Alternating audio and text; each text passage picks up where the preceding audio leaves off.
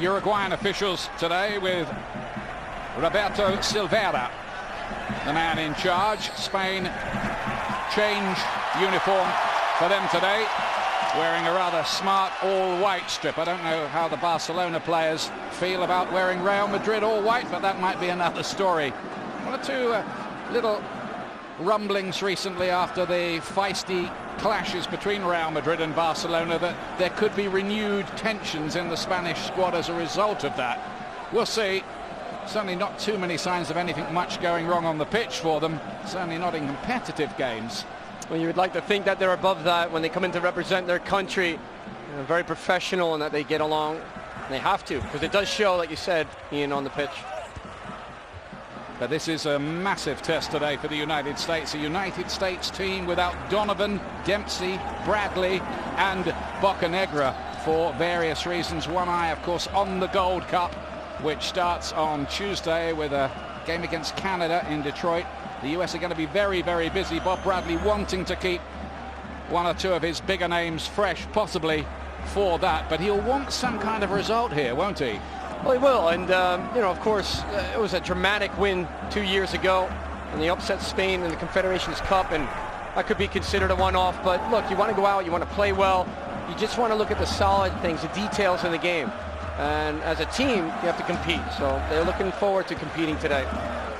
Good passing here from the United States early on, until that moment from Jermaine Jones, giving the ball away to Cazorla. He's getting a run out today after a very, very good season in Spain.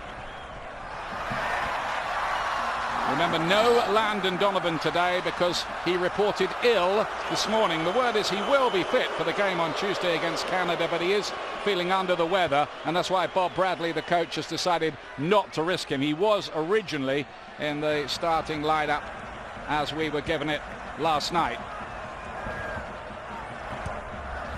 Might see Clint Dempsey, I think, later, and I think we'll see most of the players who are on the bench. In fact, both sides allowed 6 substitutes here.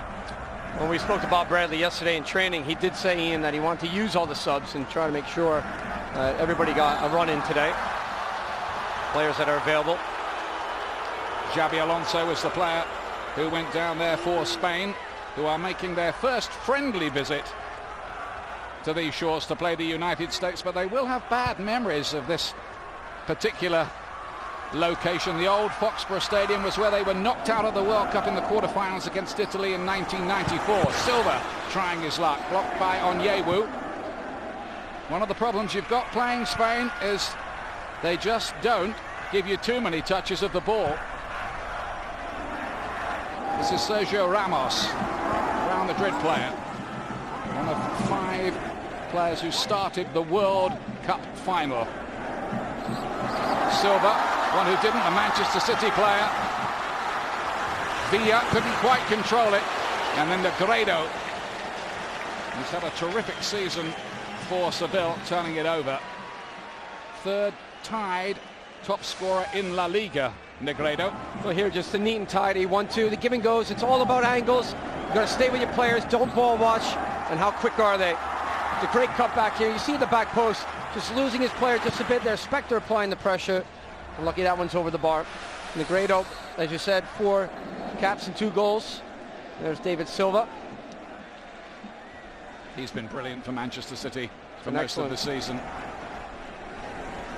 Good control in the ball. He doesn't panic under pressure at all, Ian, and he seems to find the gaps and the spaces in between most defenses that he's up against. Funny too, because he lost his place, didn't he, at the World Cup after the early matches. Yeah, it was a fight for him to get back in. And again, just taking a look here, the communication's going to be important. The environment today, it's very loud in this stadium, sold out capacity. Communication from Howard as a leader, as a rock, always in the back. Well, he knows he's got to get on his team early to shut things down and not let it manifest through the back. Leishtan, who's come in to replace Donovan at the last moment, playing wide on the right. Big chance for him. Plays for Anderlecht, the Belgian champions. Rather lost his way with the United States in the last year or so. He has, but he's been grounded and he's played very well on a consistent basis with Anderlecht. He's looking for another opportunity today. Villa Back to Xabi Alonso. Villa again, terrific football. They're looking to pass it in. It was Arbeloa who got forward from the back, who had the shot that was blocked. But that is the way that Spain can slice the opposition apart. Well, the thing that Spain does so well is just move as a team, Ian. And the U.S. will be hoping to really absorb some of that pressure when they don't have the possession, but really look at the link up and find Jozy Altidore and Juan Agudelo to then, really keep the ball and then move the team forward. But it's going to be difficult. Agudelo on the chase here. A lot of eyes on the youngster, turned inside. And the US trying to create something down this left-hand side. Sergio Ramos's challenge. The US wanted the free kick. It is a goal kick. It's a good little exchanges there that led to that last play, and Robbie Rogers just hitting the turf, looking to use his speed on this left side for the US, possibly open up the game. It's important that the US do get the ball wide, Ian, and create that space so they can maybe get around the outside of Spain's defense. They've got to turn them, got to make it difficult. There is the question, I think, too, of the surface here, which is perhaps not the best for Spain's slick passing game. Won't help the United States too much either. Here's Villa again. Silva. Rogers headed away, but not very far to Sergio Ramos. Takes the return and slides it not very far wide. I think Howard had it covered. Well, it's almost deja vu with just different personnel. Another give and go, which opens up the game. Sergio Ramos from the right back coming forward. Here's the give and go. You cannot stand. Jermaine Jones gets he's just standing in his tracks. You can't do that. You got to stay with your runner. Turn and run with him. That's the first thing in defense. Number 13, Jermaine Jones, having a good season towards the end there with Blackburn in the Premier League. He played particularly well against Manchester United, actually, John. Well, if you can't get up for that game, Ian, there's got to be something wrong as a player. The adrenaline must have been pumping. He certainly started every game by Steve Keane. Jermaine Jones. This is only his 5th cap for the USA. There is Vicente Del Bosque.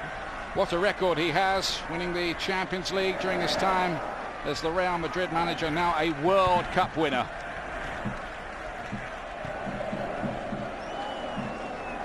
Uncomplicated, if somewhat lugubrious character in charge of the Spaniards. Well, he knows how to keep it simple and continue that fast passing game for Spain. Very little ego about a lot of these Spanish players. You and I saw them at a shop opening yesterday, making an appearance, and they were charm itself. Cazorla. No Xavi, of course, in that midfield today. They're resting him after his exertions this season, but most, 17 in fact, of the World Cup squad are here. Xabi Alonso. Slide rule pass. Villa and Arbeloa. And Silva puts it in the back of the net, but it won't count. It's been ruled out. Flag was up for offside.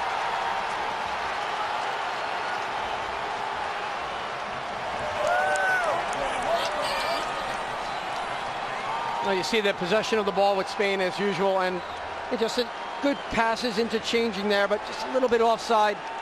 And the ball played in behind the defense of the U.S. Here it is, a good look. It's a great angle. Oh, was it offside? Looked like he was onside there. Eric Lehigh, the left back, keeping him on, number 14. They got away with one there. They certainly did. That was very, very much onside. Yeah, bad call.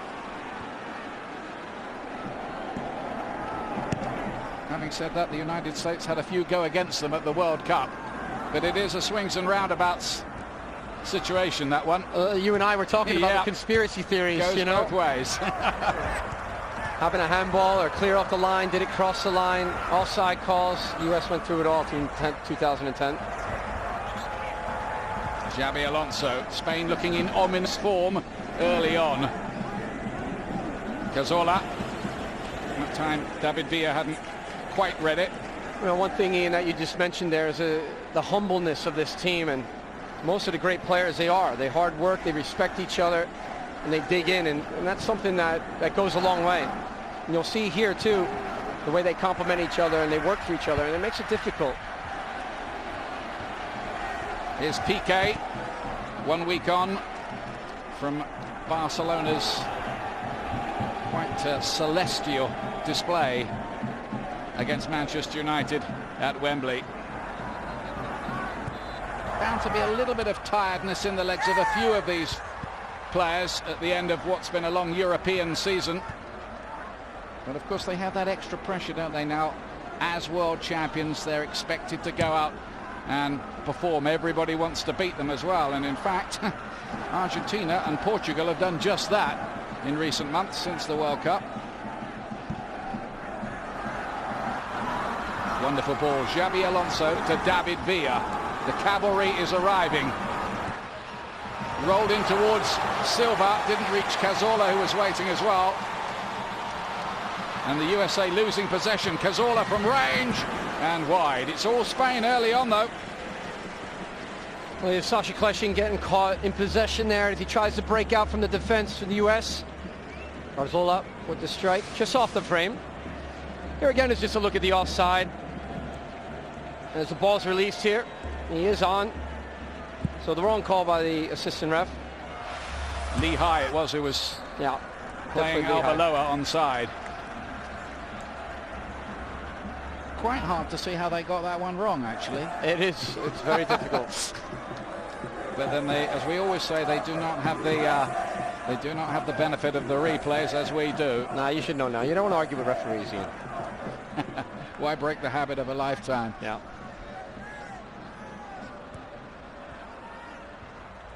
Seriously, it's no easy job, of course. Possession rather being squandered in the middle of the field there, and Silva playing this in behind Negredo, taking on Tim Ream, gets away from him, tries the chip and hits the underside of the bar, and the USA escape again. It was a wonderful piece of play that by Alvaro Negredo. You see Tim Howard just tries to close it. What a great ball it was in behind. Tim Ream looks like he's going to recover, but unbelievable creativity and vision. Just a chip and even attempt that over the top of Howard. That's brilliant. And it was a good pickup, really, by Eric Lehigh to follow the rebound and clear that out, because it was a certain goal for Spain if he wasn't there. Only Cristiano Ronaldo and Lionel Messi outscored Negredo in Spain over the past season. Negredo came up with 20 for Sevilla.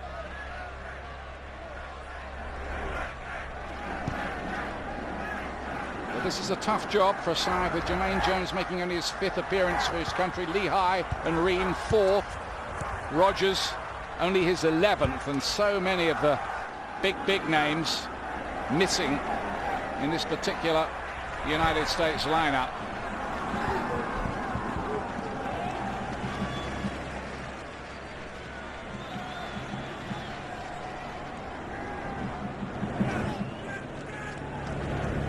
A very, very pleasant summer's afternoon here in New England. Busquets cutting it out to Sergio Ramos. Spain, by the way, play Venezuela as well on this trip in 3 days' time. And Del Bosque was saying he'll play everybody in the squad over the two. That's a great effort, wasn't it, from Negredo? Very good effort. Excellent vision. Definitely has Howard beat on that, but crossbar keeping him out. Goalkeeper's friend, isn't it? The framework. If it hits there, I'm okay. Great skill, though. Just a little sand wedge, wasn't it? It's so important. It's so important, Ian, that the U.S. they need to learn to play out of the back under pressure. They can't just keep hitting these hopeful balls to no one.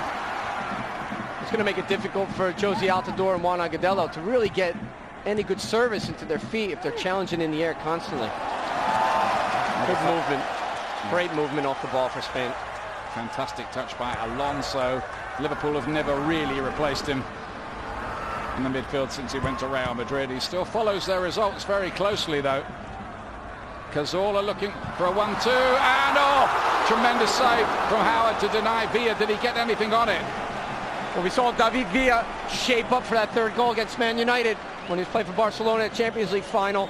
And he kind of does a little bit here, different part of the pitch, but he shapes up again to bend it around, not far off, just clipping the post. Yeah. What a great strike. And the speed of play and the speed of thought is so important. This is something that's a challenge for the U.S. right now in a matchup. Stay with the players, get their organized shape,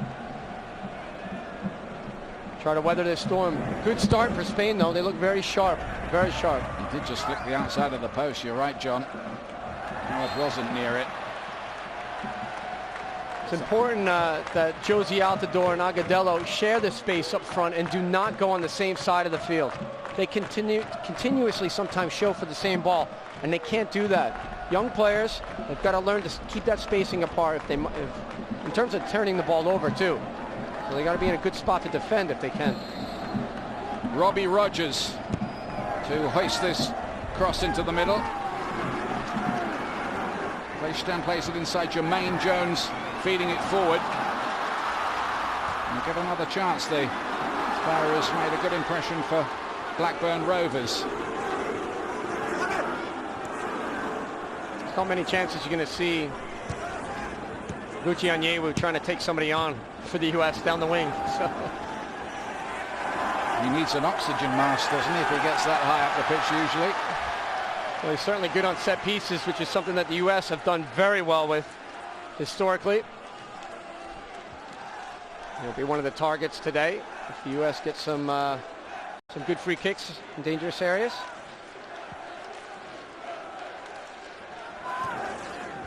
Spector finds Pleishtan is offside just by an inch or two, but that is quite enough.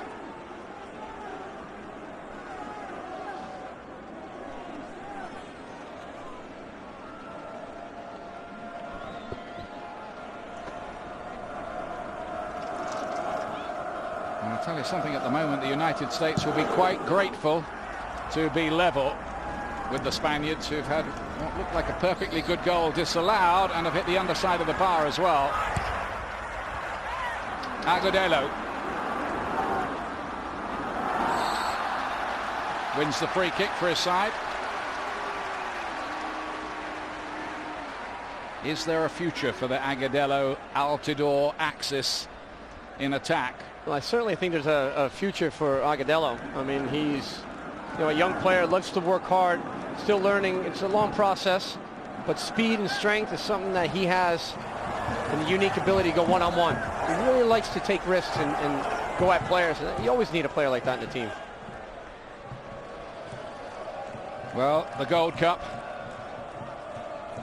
is almost with us. Beginning on Tuesday, the United States playing Canada, then Panama, who've been in reasonably good form. That comes up next Saturday, and then a few days after that, Guadeloupe in Kansas City. That one at a slightly later time, 9 p.m. Eastern. And it's a prestigious competition, really, for the United States, because if they win it, they can go to the Confederations Cup again, where they made such a good impression last time. Villa on the chase. Spector with the header for the corner. Good defending there by Jonathan Spector, just to stay with the runner. Good example, not getting caught flat. Lead to the Spain corner. Like Barcelona, they very rarely elect to hit them long. Silva looking for the 1-2. Here's Villa again. You can't give him more than half a yard. Otherwise he'll bend one towards the corner, as he did against Manchester United, and he did a few minutes ago here as well. Tomorrow it's the United States women in their final match before heading to Germany and the Women's World Cup, where they're among the favourites. They face Mexico, the side who shocked them last November. That's at 2 Eastern on ESPN2 and ESPN3.com. United States women's team looking improving in their last match last couple of matches against Japan. Cazorla and Sergio Ramos.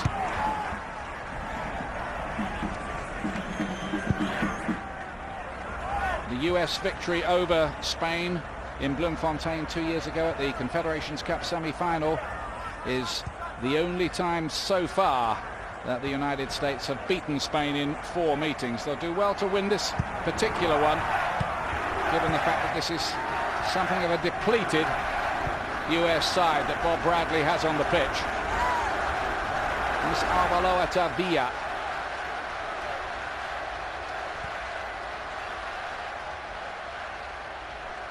Ramos again, now Silva. He's got a flurry of goals this season, including a 92nd minute equaliser away to Mexico back in August.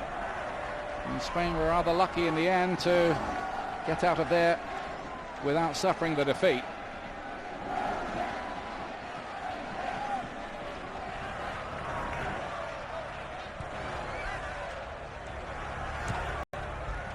Cazorla,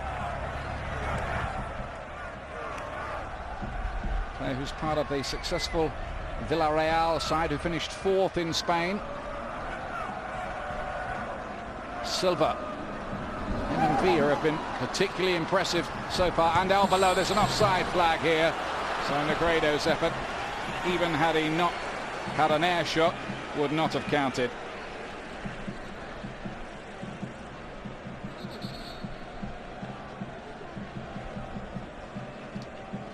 Don't forget, at half-time today, we'll have an interview with the president of the US Soccer Federation, Sunil Gulati, at the end of a remarkable week at FIFA again, amid allegations of corruption involving Trinidad's Jack Warner and the controversial re-election, unopposed, of the president, Sepp Blatter.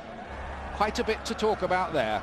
Well, it's going to be interesting too, and I mean, it was Sunil Gulati, how much he's able to talk about, but, well, in the CONCACAF region, there hasn't been that much of a stir as of late, but now, wow, lots to talk about.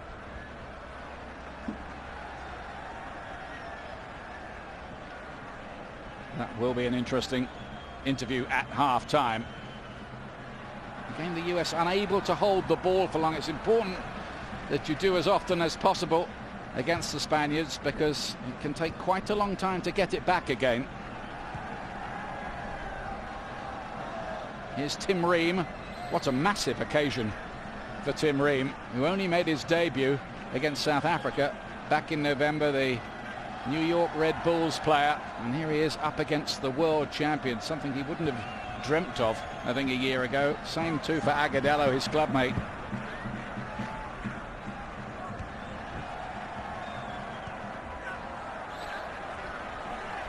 No whistle.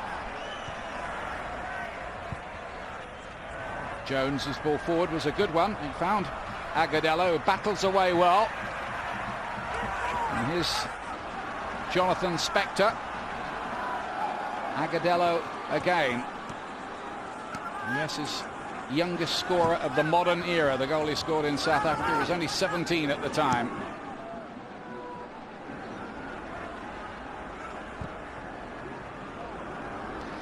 That's such a tough ball right there. It's got to be better from Gucci Onyewu. It's not a hopeful ball to play into the box. You got players chasing it. Kleshan was the nearest one to it. That's where you need more patience. Go back, reset, open up the game, shift it out the other way. You've got to work hard to keep the ball, Ian. You just mentioned that. When you get it, which is very rare against Spain, the quality they have, you've got to make the most out of it.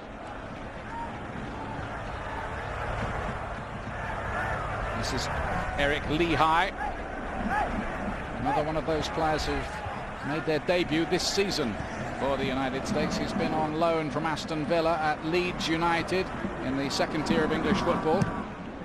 Playing a bit out of position at left back. He's normally a right back. So they've got a few problems in that left back area. Bocanegra is having a rest for this particular game, the captain.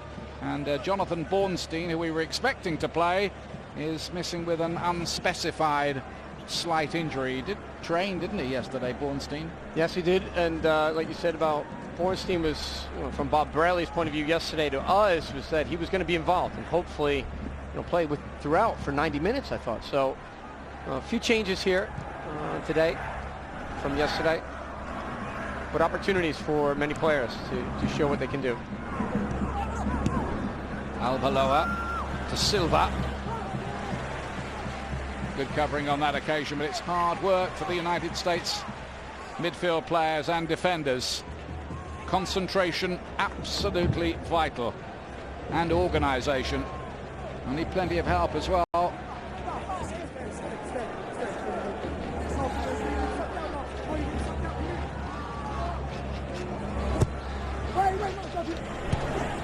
went Ramos to it. Negredo's volley looked a good one. Good block by Ream.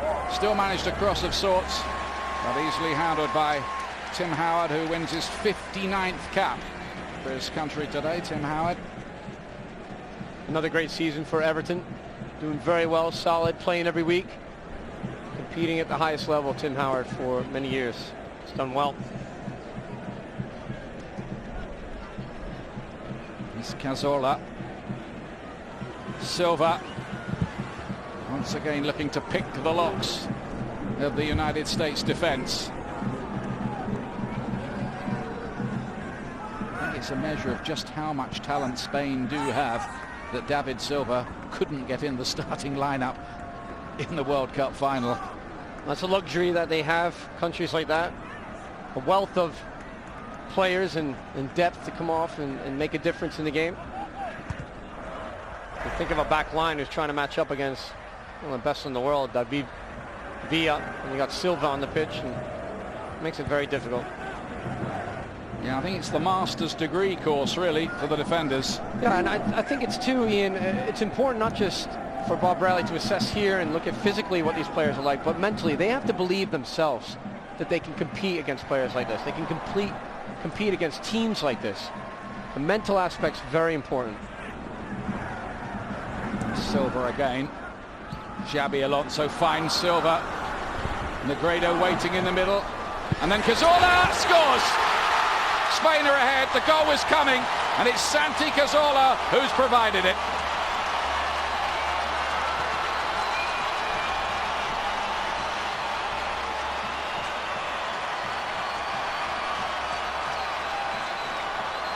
Well, the combination and the movement off the ball from early on, it was coming, the threat was there, and when you have possession this close to goal, well, all it takes is the one excellent pass, which they're very good at. Completely unmarked though, and that's unacceptable. Unacceptable at all. Too many players from the US ball watching, too many walking, top of the 18, it's not good enough. Whether it be the line defensive midfielder or somebody from the center back position stepping up to the ball, it's just not good. The opening space was there. It's a great goal, good finish from Cazorla, but it needs to be better from the US. Passed into the roof of the net effectively, didn't he? Only his third goal for Spain, the Villarreal player Cazorla.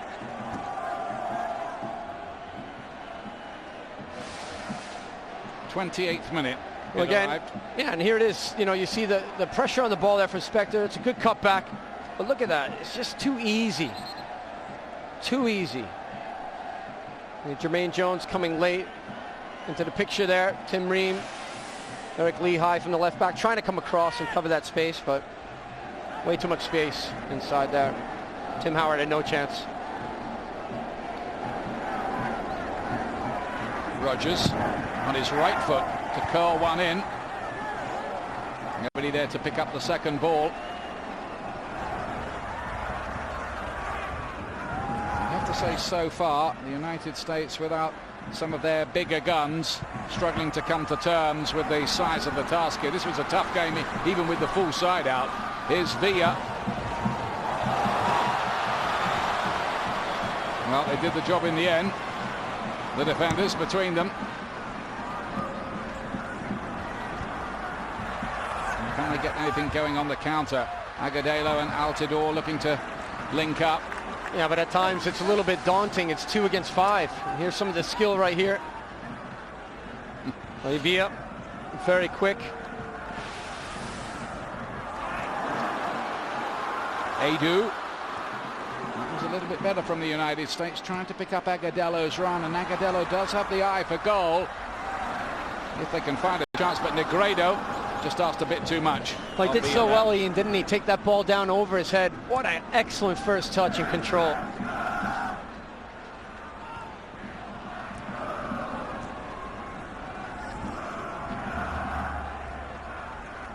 Jermaine Jones. One for Agudelo to chase his by no means a regular starter at New York. The MLS Game of the Week continues on Thursday as Sporting Kansas City debut in their new stadium against the Chicago Fire. MLS Game of the Week presented by Adidas, 10 Eastern on ESPN2 and ESPN3.com.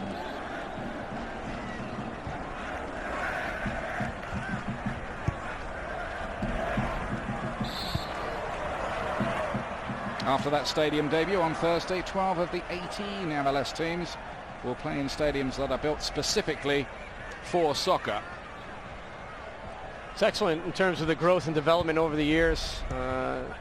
Major League Soccer has been able to do so much in a short period of time. I mean, everybody keeps thinking we compare ourselves to the Premier League. It's been going around for hundreds of years in La Liga. Well, it's only been 16 years here in this country, going from strength to strength. Alonso to Arbeloa, the two former Liverpool players linking up. Oh, and look at Negredo, he's got him behind, away from Tim Ream here. This might be two. It is, and again it was all too easy. Alvaro Negredo makes it 3 goals in 5 games for Spain. Tim Howard certainly not happy. Not a lot of pressure on the ball up front, and when there's no pressure on the ball, you have to be able to look over your shoulder left and right. He was actually closer to Lehigh. He pushed off of Eric Lehigh and he cut across and behind Tim Ream, and it was an excellent finish. But if you have a player like that, communication, passing players on, well, you've got to make sure of it. There was a makeshift defense today. No Bornstein, no Cherundolo. As you mentioned, no Bocanegra, the captain, resting today. It's all part of the process of learning, assessing, identifying players who can do a good job. Well, it's a hard lesson that the United States are being taught at the moment, just being taken to school a little bit at the moment, this experimental side by the Spanish masters. The 2 goal scorers weren't even in the World Cup squad. No, and you know, to me though, it's a concern, Ian, of if you have a friendly game like this, and I know it's an awkward time, 3 days away from the first tournament of the Gold Cup, right? But you're allowed 6 substitutions. So the players that are on the field work hard to close people down. If you're tired at halftime, tell the manager, Bob Bradley, and he'll make the change. I still don't see the work ethic out there to close the space down enough. Look at this from Sergio Ramos. It's almost exhibition stuff from Spain at the moment. On the bench, Bradley, Cherundolo, Dempsey, Goodson, who's pretty experienced enough as well. And those players, I'm sure, well, they're needed, aren't they, really, if we're honest? Yeah. I think you made a good point, though. The timing of the game is difficult for Bob Bradley here, coming 3 days before the start of the CONCACAF Gold Cup. Yeah, it's certainly not easy. I mean, he wants to make sure he has people rested, you know, key players. He wants to start the Gold Cup off right.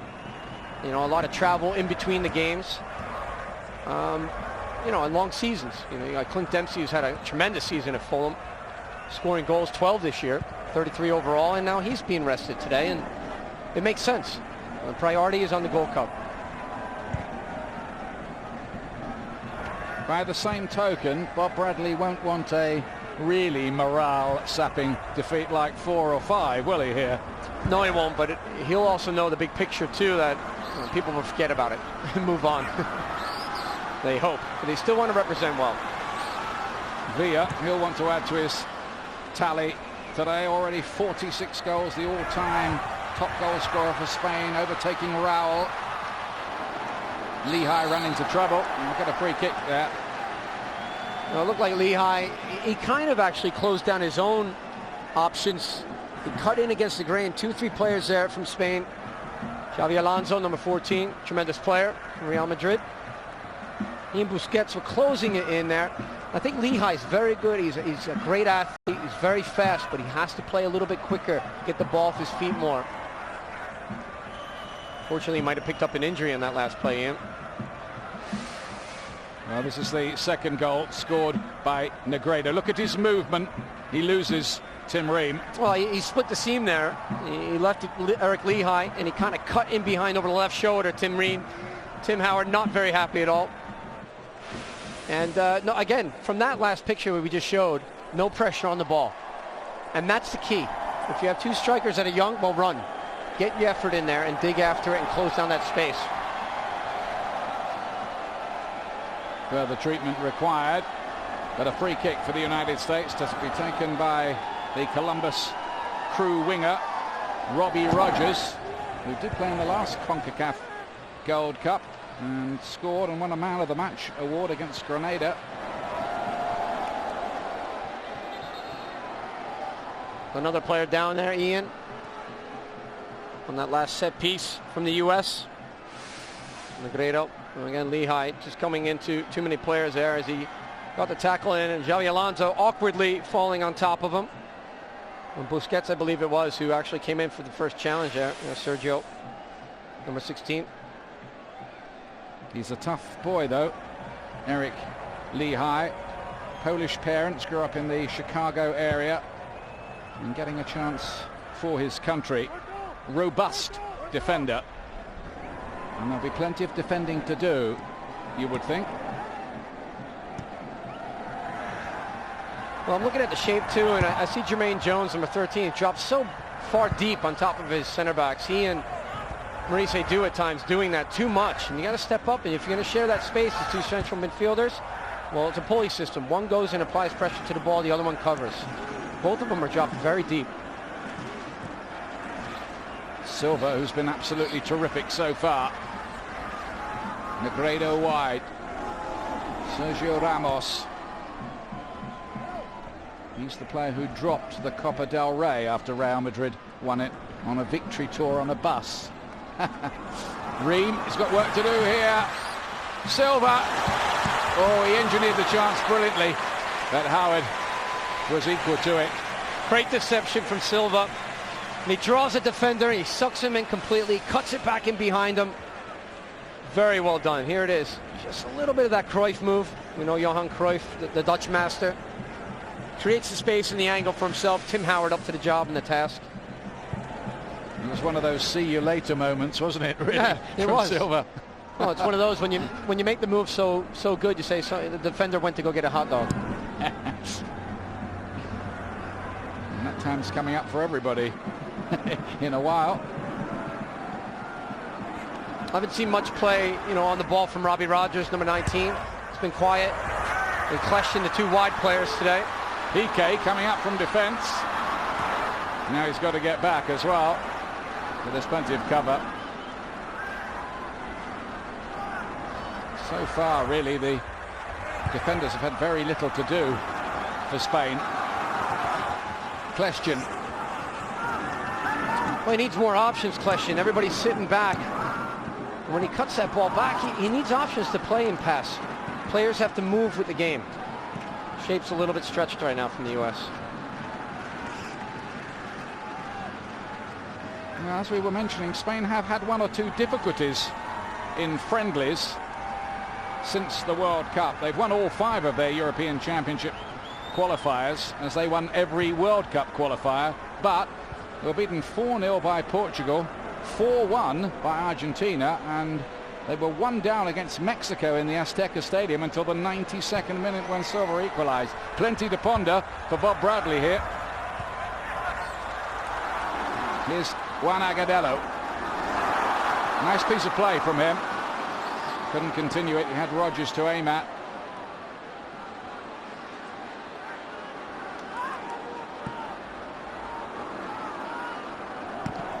Jermaine Jones. That's a difficult ball from Jones. Rogers, it drops through him. It was half a chance, no more.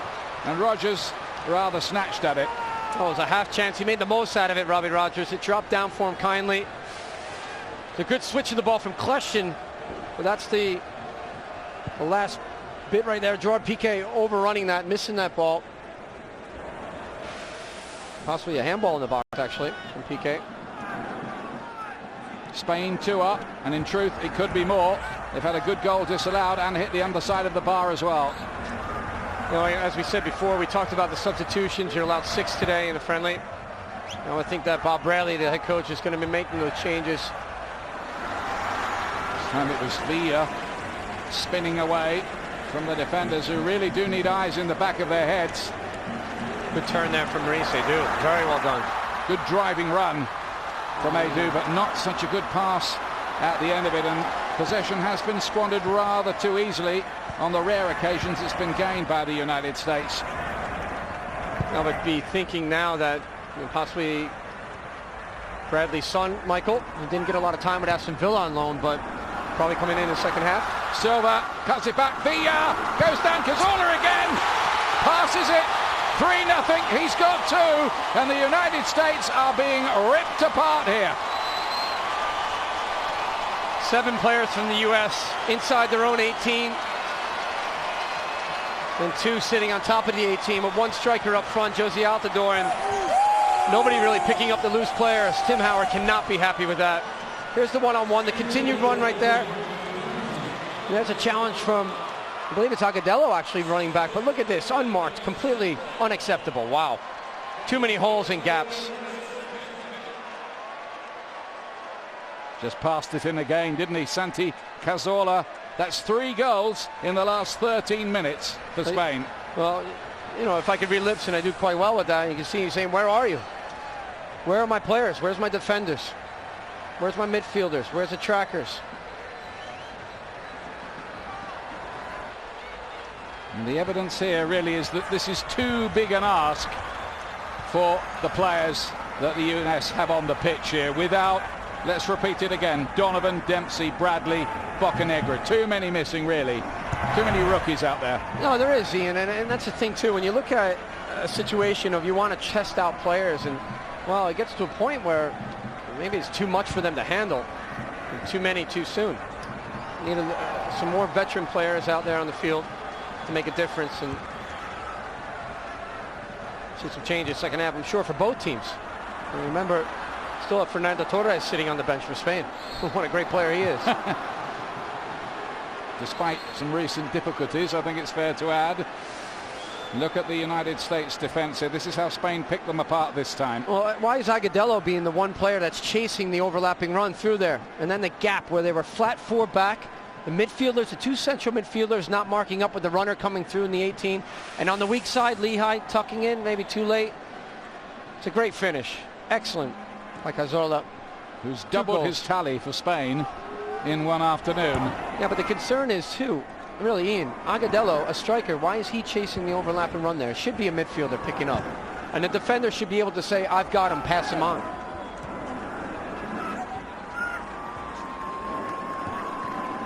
Here's Edu. Now Jermaine Jones.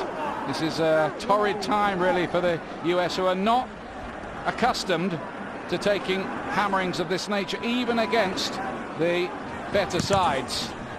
Remember, they beat Spain 2-0 2 years ago in Bloemfontein, only lost 3-2 to Brazil in the final after leading by 2 goals, drew 1-1 with England at the World Cup, beaten 2-0 by Brazil earlier this season, and held Argentina with Lionel Messi to a 1-1 draw. But here, Spain really in party mood. Well, we said it was awkward, the timing of the game. You want to go and play against the defending world champions right now and really compete. And it's difficult. Because when you have too many changes, Ian, like we said, not a lot of veteran players. This is not the first team for the U.S. We understand that. So you're assessing, you're identifying. And unfortunately, sometimes then you can't have the best of both worlds. You can't compete. Can't have the best players out there. Well, there'll be changes from Bob Bradley at half-time. And coming up at half-time, we'll head down to the field with Bob Lee, Alexi Lalas and Taylor Twellman. And we'll have that exclusive interview with the president of the US Soccer Federation, Sunil Gulati. Lots to speak about after the dramatic week and headlines from Zurich with FIFA.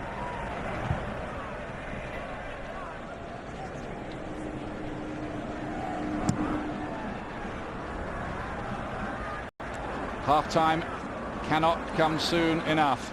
What do the United States do about this, apart from praying? That might help. Well, yeah, I mean, definitely make changes and then come out with a second half different attitude. Well, the world champions have handed out a soccer lesson here. 2 from Santi Cazorla, 1 from Alvaro Negredo, and the United States with work to do. 3 down at half-time here. Change cast list, but will there be a change in the plot? Certainly it's a more experienced United States team out there.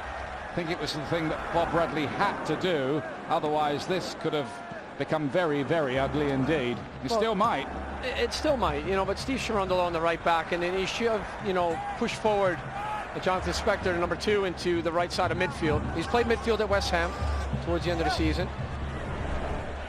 So more of a central midfielder, though, for West Ham. There's Agudelo getting more time. He'll be up top with Wondolowski.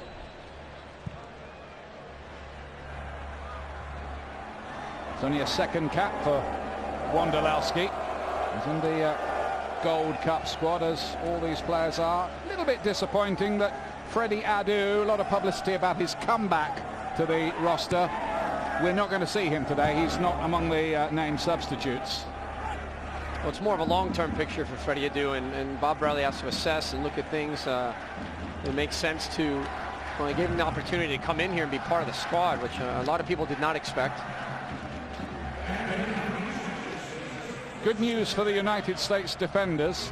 David Villa's gone off at half-time. Yeah, it's very good news, but then Torres comes on and doesn't get any better.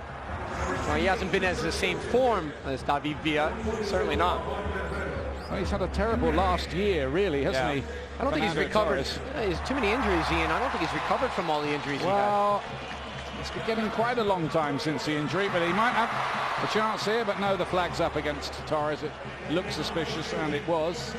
Yeah, only 1 goal since that expensive move to Chelsea, and that was on a stormy night in West London when the ball got caught in a puddle and Torres turned on it, thrashed it into the net, but no others. Bradley helps it forward. Wondolowski with a decent layoff. Is this just a damage limitation job now for the USA, John? In certain terms, Ian, you know, to stop the bleeding, you know, kind of gain a little bit more in terms of territory, possession of the ball, and also just managing the game better. It wasn't done in the first half. There was no real leaders out there controlling the pace of the game. Just put your foot on the ball, reset things, go back to the keeper. How many back passes did you see to Tim Howard in the first half? True. Not one. Not one. Well, in plain language, I think they found it hard to get a kick, really. Curled in. Sergio Ramos heads it away. What about this business of the relations between Barca and Real Madrid players in the Spain camp? And they were particularly feisty confrontations, those 4 meetings in 18 days, plus all the dastardly plots outlined by Jose Mourinho, which won't have helped. It just makes, it adds more to the drama. You already have the sensational players that are out in the field, and you know what the stories are going to be, but now that competitive spirit, that edge, that pride, wearing the jersey in La Liga. Wow, you always want to be the #1 team, don't you? Between Barcelona and Real Madrid, that's been going on for years, Ian. 1 or 2 spiky moments between players who are now teammates for Spain. If you look at some of the pictures of those meetings, Iniesta playing it back. I remember Sergio Ramos getting very heated in that last competition. Is Iniesta. Back to him again. Everybody wants to get in on the act. The little man who's been running the show, David Silva, he's had the ball in the net once, come up with 2 assists. The time he did have it in the net, it didn't count, but it should have done because the offside flag was erroneous. Well, again, you see Silva there, not a lot of space, but he somehow manages his close control on the ball. He creates just a little bit of an angle just to get the strike on goal, and that's what you're looking for. Bob Bradley taking the US to the Confederations Cup final and to top of a World Cup group as well. First time that had happened since 1930. Well, they got stronger as the tournament went on. You remember early on in the stages they were struggling, and then to go and get to the semifinal, beat Spain as they did, and then find themselves in the final. They're a bit unfortunate, and they did well against Brazil. They lost 3 second-half goals from Brazil there and lost 3-2. That was nearly a sensational win. Very, very good performance. Here's Bruno. Made his debut against Mexico in August, so new to the roster and very proud to be a part of it as well. The man wearing Xavi's number 8 shirt today. A point that won't be lost on him, I'm sure. Iniesta. Flag was up for offside against Arbeloa, who's joined into some effect down that left hand. So a really handy defender. He is the Real Madrid player. Can play right back, left back, very experienced, rarely has a bad game. Here's Agudelo. Crowded out on this occasion. So Altidore has been substituted. He's rather run out of goals. He didn't score at the World Cup and only one since. Yeah, I mean, it's something that you want to, well, first of all, you want to see him get time and playing competitive minutes, you know, for his club, which has been difficult. And, you know, at the same time, this is a very difficult game for a young striker to come out here and try to compete and get the ball. And you don't have a lot of possession, makes it awkward. But, yeah, he was quiet first half. Wasn't involved as much as Agudelo. The search for a goal-scoring striker for the United States goes on, doesn't it, really? I mean, when you think about the man that got away, Giuseppe Rossi, he's about to be signed by Barcelona, cracked in 18 goals in La Liga in the past season for Villarreal. Well, the Italian descent, Giuseppe Rossi, and growing up in New Jersey, you know, he actually scored yesterday. Yeah. For Italy against Estonia. We're looking good to qualify. The Italians. Yes, he's going to wear the blue shirt of the Azzurri now. But when I went to the Red Bulls as an assistant coach on the Bruce Arena, right away everybody's talking about Rossi and we're saying let's hold on to him, keep him in. Oh, sorry, he's gone. He's out of the country already. So, yeah, you know, he wasn't in the Red Bull Academy for long. That's the story of what might have been, isn't it, really? Here's Silva.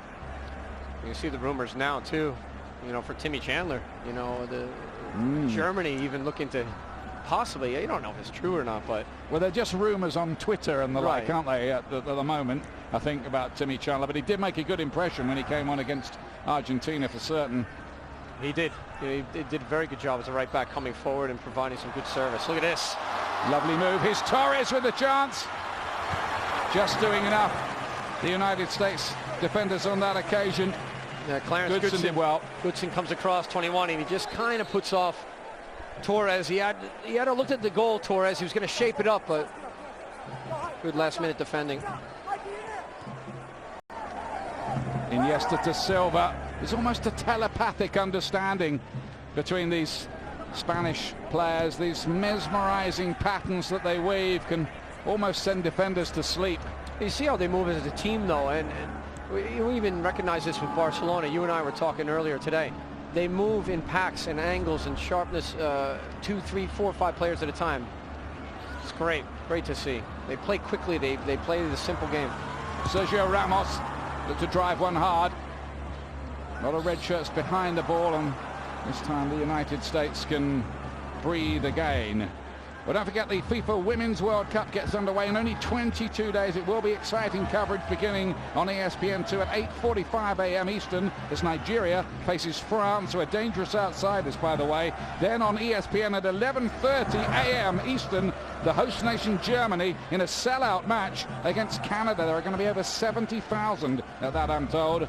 The Women's World Cup beginning on Sunday, June the 26th. And the USA among the favourites for that tournament. 2 times winners in the past. Picked up by Kljestan. And now Eric Lehigh.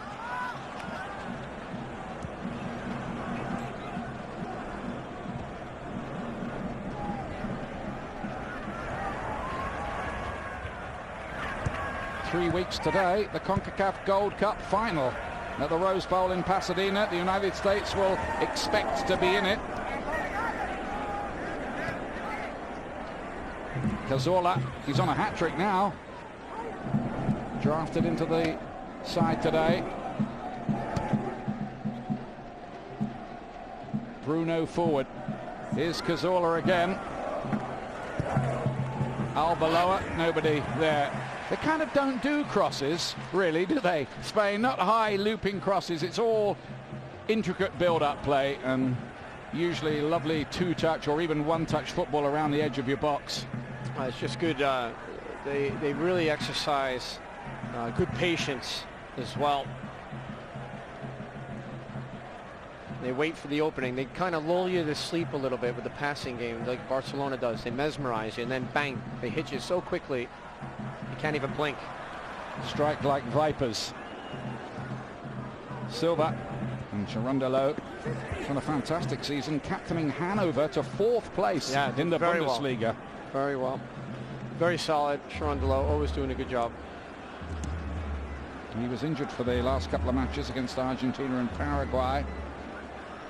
In fact, he's missed the last 5. They're glad to have him back. Here's Clint Dempsey. Good ball from Dempsey.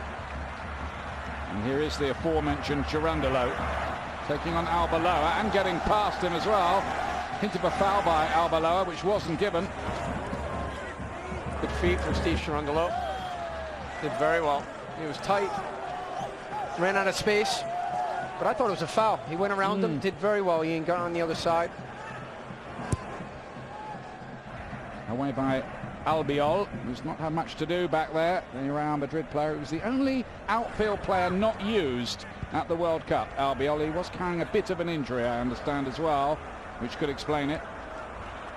Eric Lehigh just closing down his own space, and he's just got to keep the ball and get it off his feet. In caught in possession. The Spaniards thought they should have had a free kick there. With a foul on Sergio Ramos, as it is Dempsey.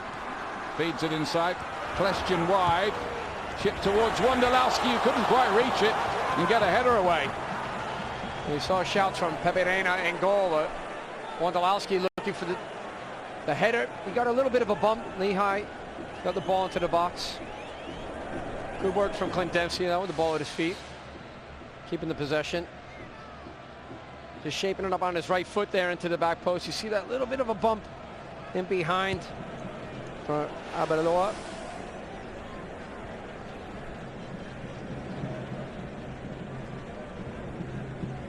This Gold Cup is a big tournament for Wondolowski, isn't it? Chance to state his case. It is. I mean, you know, he had the one cap when he played for the U.S. and he's getting a second opportunity.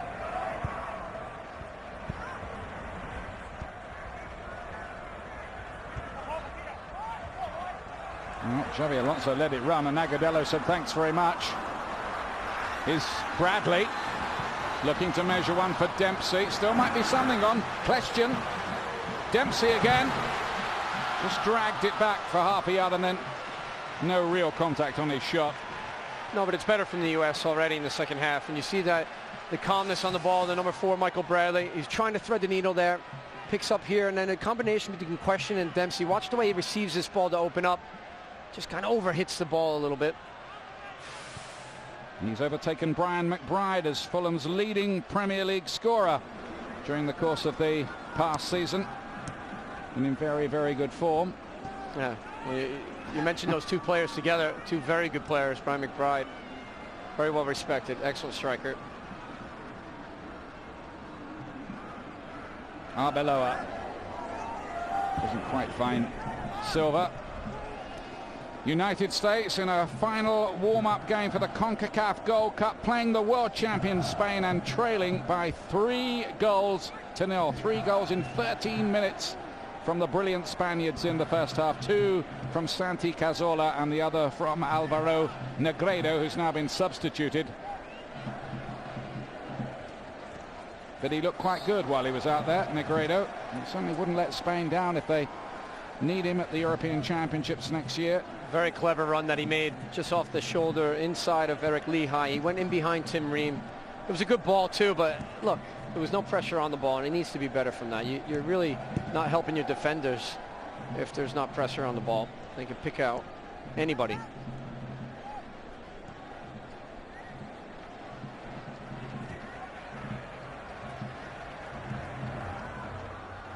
Kljestan, more central role for him after all the musical chairs at half-time.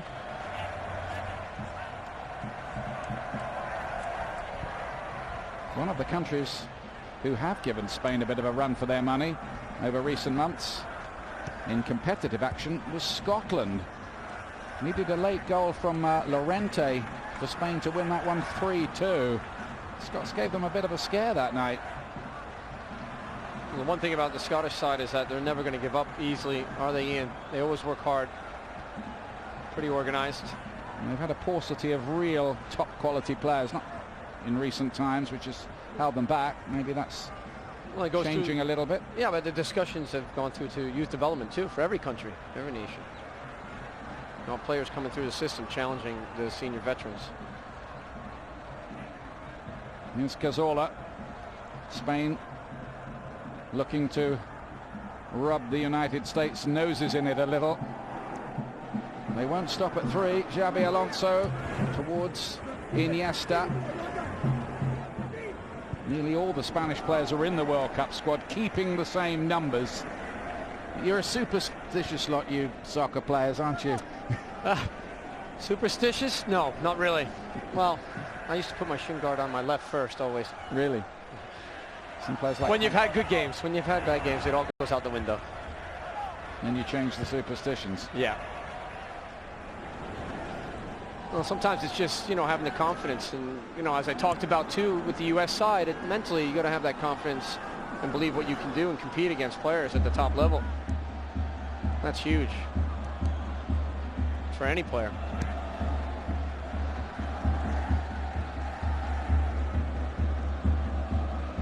Cazorla, very impressive in that midfield. Even more so Silva, who laid it out wide to Sergio Ramos, who needs no second invitation to come forward down that right-hand side. Just picking passes for fun here. Iniesta, I'll have a crack, he says. He deflected. No problem for Tim Howard. Just off the back of Tim Ream.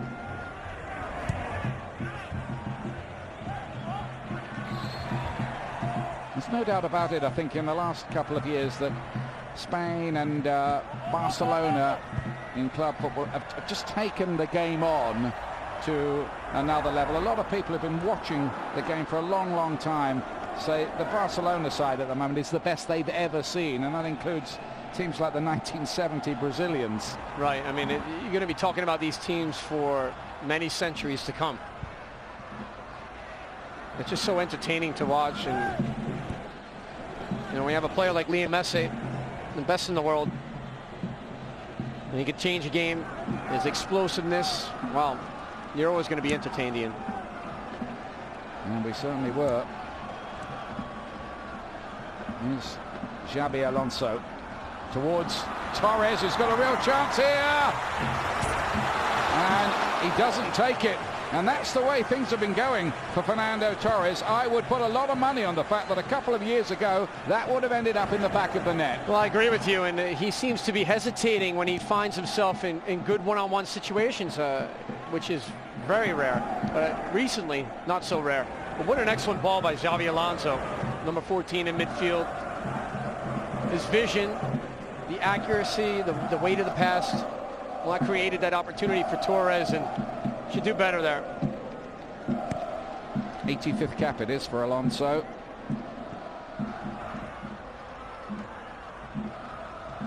This is Bruno just lost out for a moment, but Albiol was doing the covering.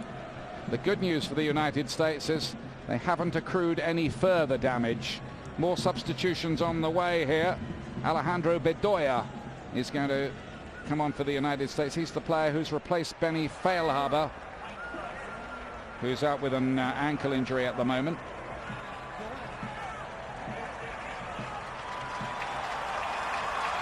And 2 more changes here for Spain. World Cup winner Joan Capdevila is coming on, and so too is Borja Valero, who I remember from a spell at West Bromwich Albion. Didn't work out too well for him. Another nice passer of the ball, though, coming on.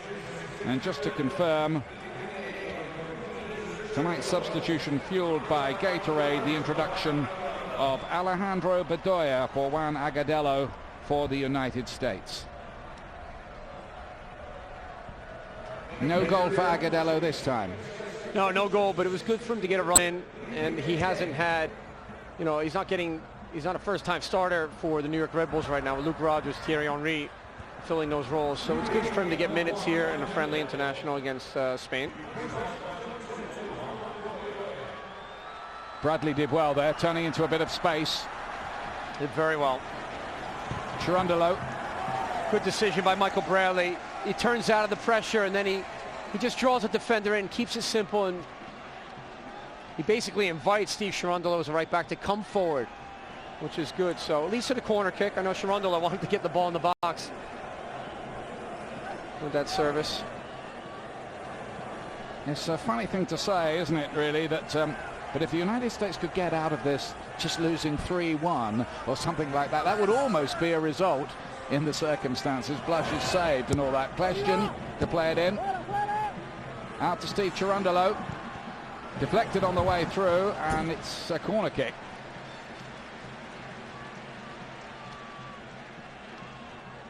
Just looking a bit tighter in this second half, as you'd expect, with more nous and know-how out on the pitch. Yeah, it's all about decision making, you know, and when you got different players on the field, you have an impact.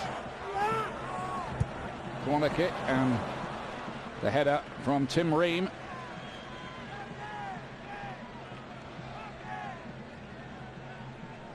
What was the verdict on Agudelo then, do you think? I thought he did well. You know, it's not easy when you're not getting the ball in the run of play. There's no rhythm there from the midfield, but I thought Juan Agudelo, when he had it, he looked to take players on. Sometimes he was double teamed, but his feet looked great. His work ethic was good, pretty good. I liked it. He did very well. It's all part of the learning process for him, the learning curve. Getting minutes is important. You have to be able to play through your mistakes and learn from the game.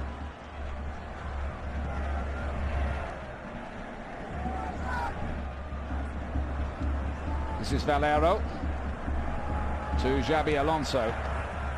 Doesn't find Iniesta. Make a note of that one. A rare pass that didn't find its target. That's from Xabi one. Alonso. Yeah, that's one. And 22 minutes have gone by in the second half. It's one that he's missed. We're just talking about the strikers just now. Goal scoring is a problem for this team. Since the World Cup, this team has now played over 7.5 games, scored 5 times. Certainly searching for a goal scorer. Somebody with just the confidence and a nose for the goal to get in there.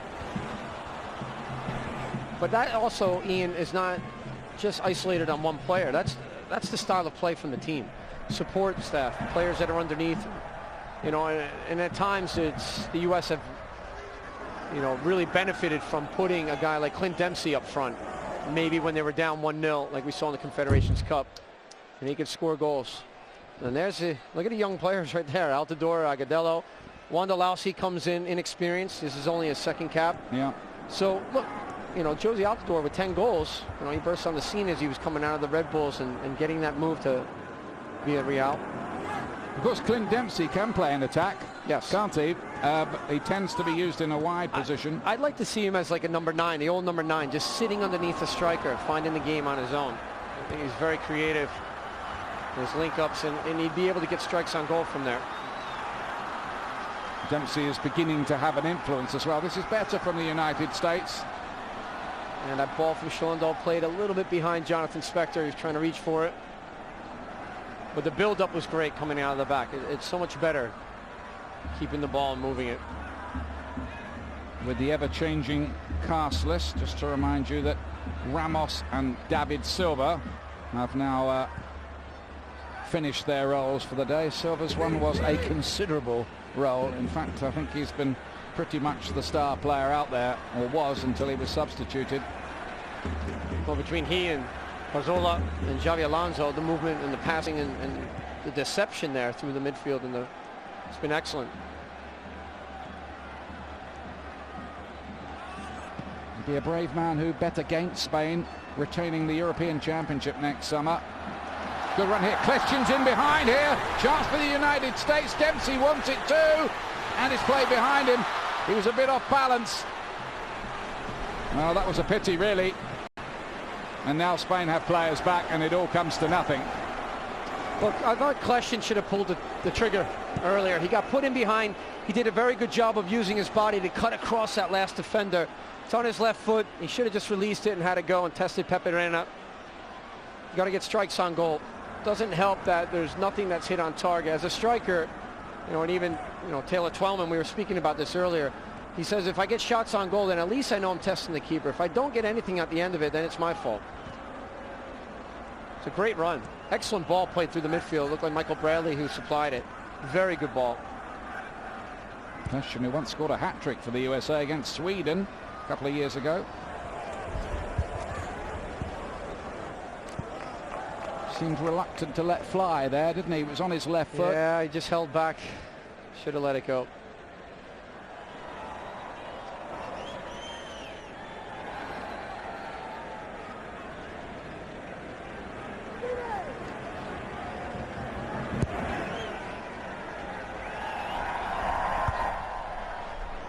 Bruno won the header for Spain. Spain are a little bit worried about the heat they might encounter in Venezuela in 3 days' time. Here's Wondolowski, who brought that down pretty well out the sky. Very difficult skill, that one, with the ball coming over his shoulder like that. Dempsey. And it's a good shout in the end from Pepe Reina. Well, we saw Alvaro Negredo actually do that very well in the first half, as it came over his shoulder, and his touch was on the ball was excellent. Wondolowski with a good run. Almost doing the same. And this is interesting because Dempsey is being used in that role you described just now, and he is beginning to ask one or two questions of the Spanish defense, so food for thought there. Yeah, I like it there. I like when he gets in the central part of the field because he can get around the ball. It's very dangerous. They have to worry about him, and then it opens up, spaces for other players too. This is Andres Iniesta. Cazorla wide. Goalkeeper's ball. Bit of a misunderstanding there between Howard and his defender's Goodson, I think it was. Could have been costly, it wasn't. Here's Wondolowski, lovely turn, and then just muscled out of it. Nice piece of skill. Here's Valero in behind. Torres with another chance. Will he take this one? Yes, he does. Off both posts. It's Fernando Torres, and it's 4-0 to Spain.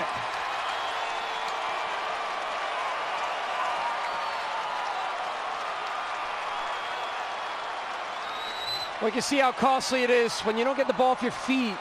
You get caught in possession. Wondolowski just hesitated a little bit too much. Xabi Alonso recovered very well, broke up that play. And then look at this ball. It just splits the center back right here. And Cherundolo in behind. Fernando Torres with steam. Gets a quick toe poke off. Reminded me of the old Ronaldo from Brazil. What a pass from Valero. Very good pass from Valero. Came in the second half as a sub and already making an impact for Spain. It's a good finish by Fernando Torres. His 27th goal for his country and his 85th cap. And that'll make him feel better as well. His club manager, Carlo Ancelotti, has been fired in the last few weeks. Not because of Torres, I hasten to add.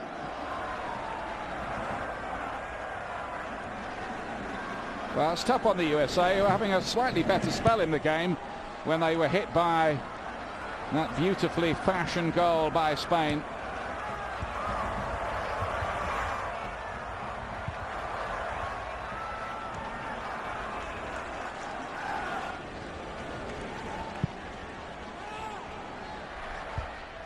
As the ball out was a little bit errant. Here's Clint Dempsey. Heading towards Wondolowski. Albiol just getting something on it. A vital interception because Wondolowski was waiting in space behind him. He's taken up some good positions, Wondolowski here. Movement looks quite good, doesn't it? Yeah, it does actually. You just want to see the ball played a little bit quicker off the feet of the U.S. players. You know, knowing when to settle the game down, slow it down is one thing, but being able to play 1 and 2 touch and move the ball. Well, when strikers move off the ball, you got to give it to them early. If they're not, then they're going to be marked tight. Lehigh broke a little bit lucky for him.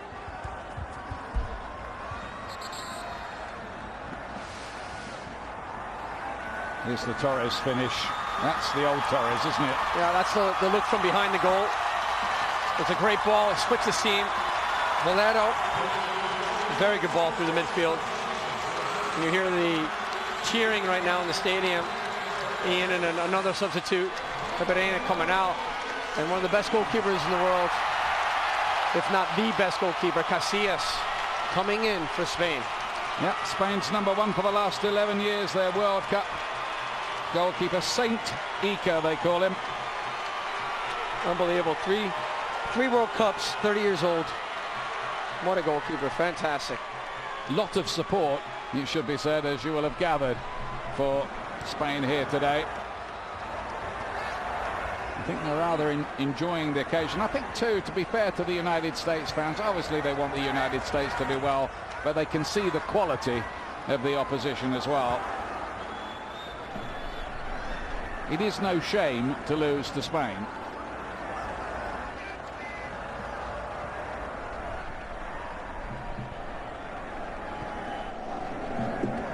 Capdevila. Here's Iniesta looking to measure one for Torres again. Torres has to re-establish himself in the Spain starting lineup. That would have been unthinkable a while back. Goodson did okay.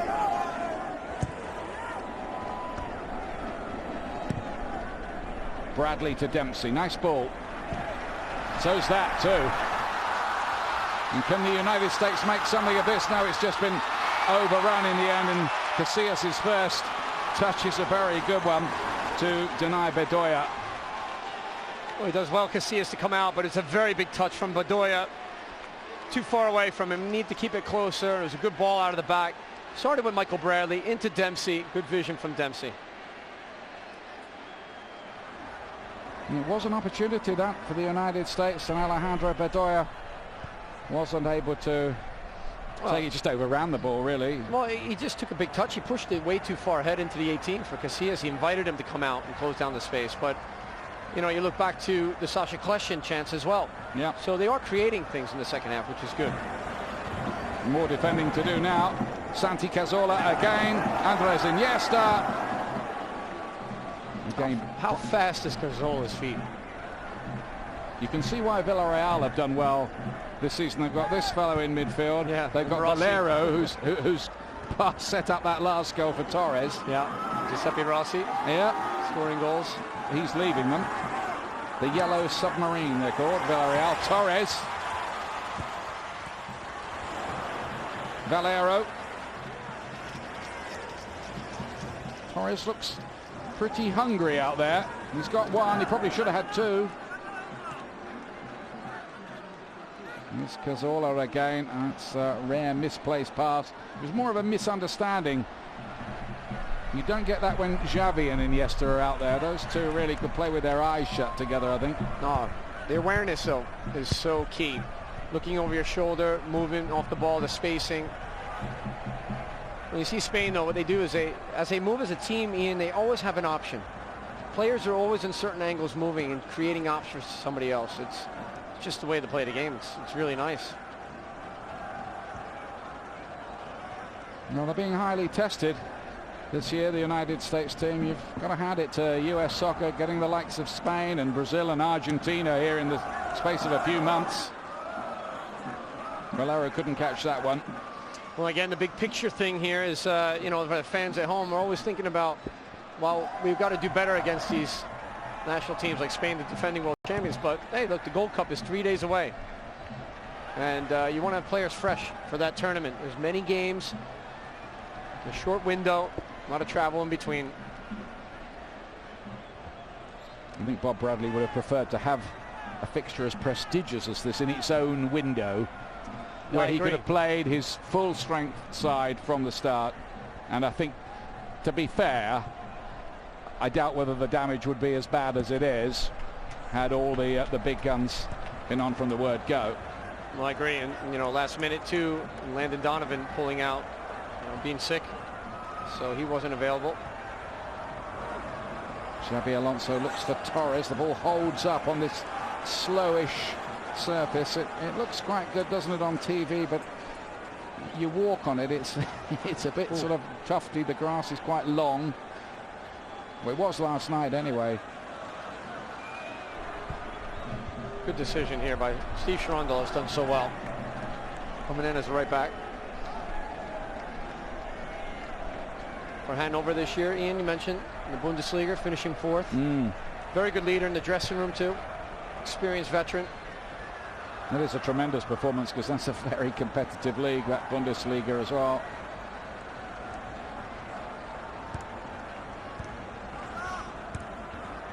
So Champions League next season for Cherundolo, possibly.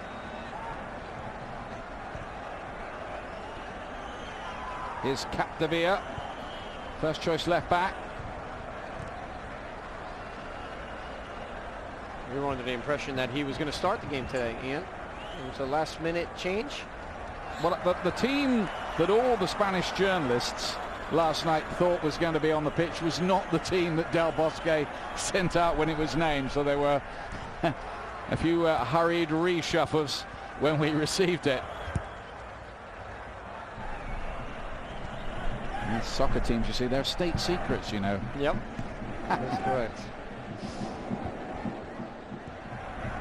Mazzola inside to Valero.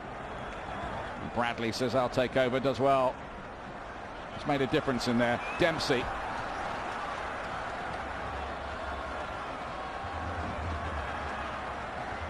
Well, it was 1 against 5 for Dempsey, unfortunately.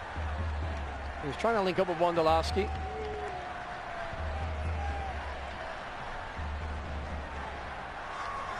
It's Albiol. Piqué, who's dating the Colombian singer Shakira. You've probably read about that in the gossip columns everywhere. Tomorrow morning, it's an international friendly live from Warsaw. The Polish national team hosting Argentina. The Argentinians, with a few stars missing, it should be said, losing 4-1 to Nigeria in midweek. That's ESPN 2, 10:55 Eastern.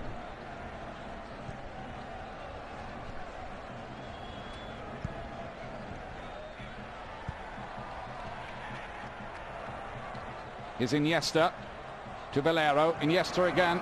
It's another picture book move here from the Spaniards.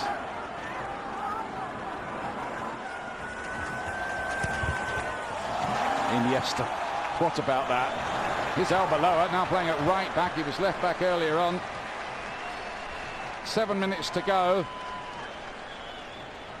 Well, Arbeloa very slow to react, because even to Iniesta, with his deft decisions, his cutting on the ball, he's so good with the ball at his feet. What an excellent player. It's a joy to watch. Well, apparently in terms of fan reaction, which has been measured on blogs and Twitter and the rest, he is more popular than any other Spanish sportsman, even Rafael Nadal, the great tennis player. Iniesta is a very, very modest, almost shy man as well. Bit of a wine connoisseur, I'm told, as well now.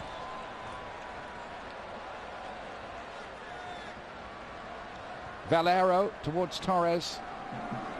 Cut out by Goodson.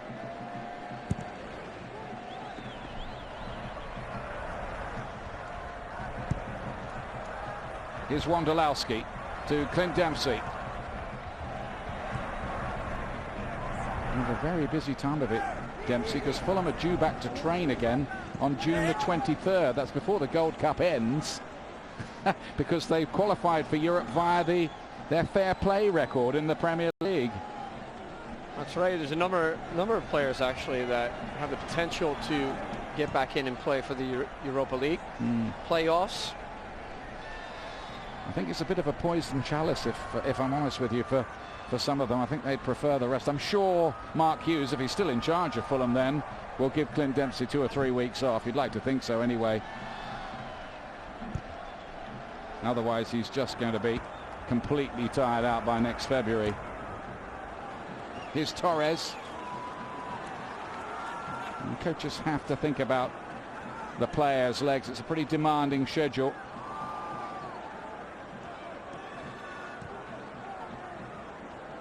Well, it's exhibition stuff really from Spain now. It really is a case of, please, mister, can we have our ball back at times? Look at this. Cazorla, this time it is cut out by the watchful Steve Cherundolo.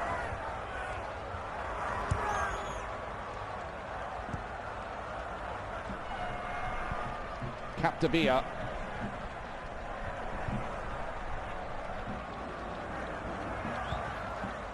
I remember myself as a player, Ian, coming over here after a long season playing for the U.S., representing your country was always proud moments, but being totally exhausted, and not just physically, but mentally needing to step away from the game.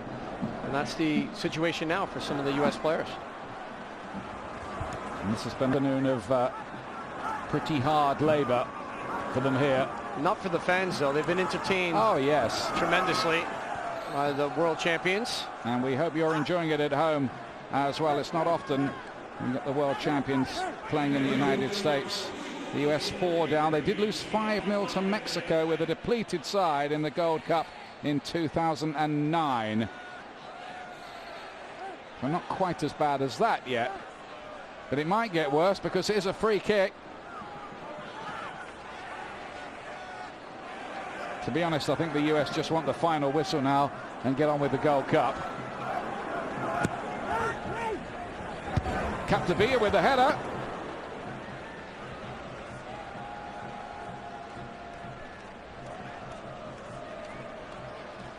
Let's have a look at some of the scores in European Championship qualifying matches. Macedonia 0, Ireland 2. Very good result for the Republic, that one.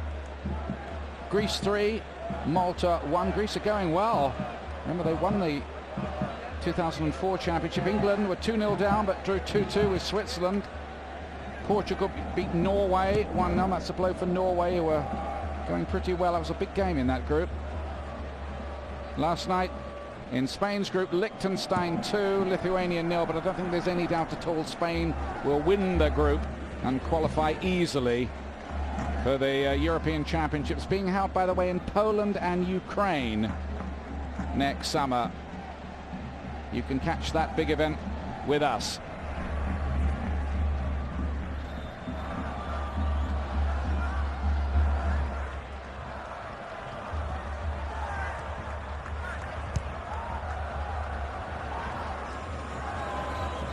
Is Cazorla.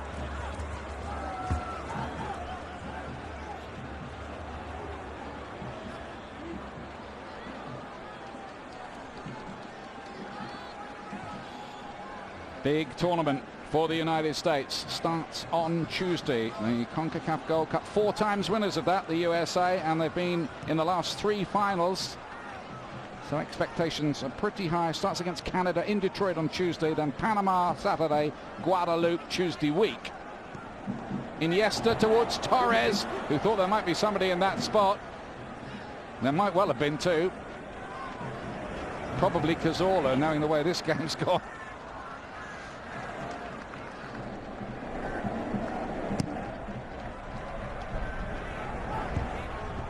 Albiol with the covering.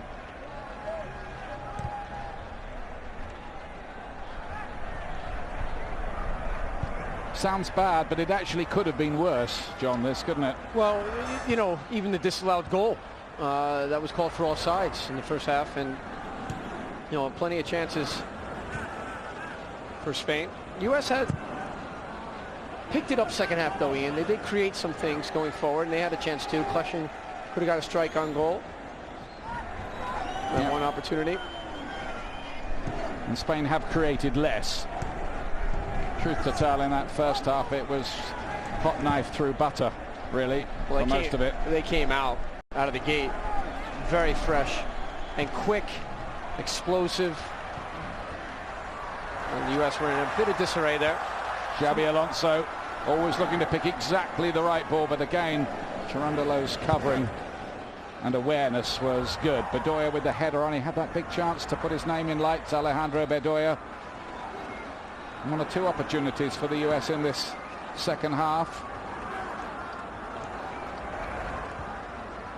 I do think goal power is a big problem for this side. It is all over. Spain winning by 4-0 and giving the United States a bit of a lesson, in truth, on the occasion. A weakened USA side. What was your final verdict, John? Well, I think really in the big picture, in the scheme of things, is the Gold Cup the priority. Bob Bradley looking to get some more answers here from some of the players, but I think the defense of the U.S. is something that always has to be questioned and said, oh, who's going to be our main players? Who's going to be the guys that shut down things and make it hard to compete against? And today letting 4 goals in against the world champion, it's difficult, but moving forward now, the U.S. can learn from this and then assess things and move forward into the Gold Cup and say, look, here's going to be the players that are going to do the job for us. I was interested in Alexi's point at halftime. He says that it's a good thing for the United States players, even though it's painful, to go through experiences like this against this class of opposition, because you're better absolutely. for it. Hey, not everybody gets these opportunities to play against a world champion, and this is the first one for the U.S. on U.S. soil, so this is great, and they're going to learn a lot from it. And when you're mixing a team like that and not playing the first team as much, and these things are going to happen, so you expect that.